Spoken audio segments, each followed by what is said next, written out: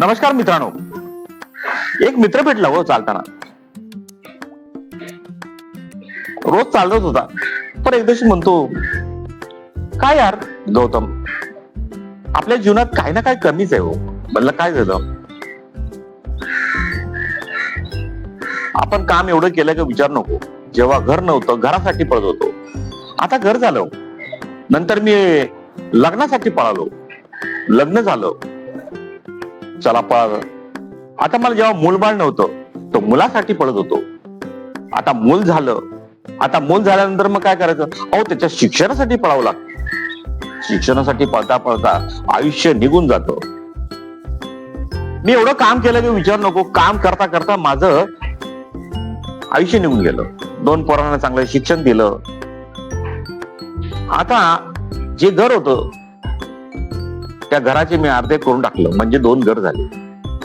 मला आहे 3 पोरं. आता 3 पोरांना, 2 पोराला घर आहे, 1 पोराला नाहीये. मला असं वाटतं काही ना काही कमीच आहे. तर मी म्हणलो की बाबा आता तू तर मेहनत केली, तू आता झाला 60 वर्षाचा, तुला 3 पोर आहेत ना, तर 3 पोरांना एकत्र कर आणि म्हण, हे बाबा माझ्या जीवनात मी जे काय केलं तसं केलं मला माहितीये. तुम्ही 3ची एक ताकद बनवा आणि स्वतःसाठी एक लहान भावासाठी चांगलं घर घ्या, म्हणजे त्याचं भविष्य सुधरून जाईल. मग 3चं घर झालं ना तर मला बरं वाटेल. तर बाप असा म्हणत होता. तर म्हणला मी एवढं मेहनत करून सुद्धा काय ना काय कमी आहे, काय करावं भाऊ? आपण आयुष्यात एवढं काम केलं पण काही ना काही कमी आहे, काय करावं?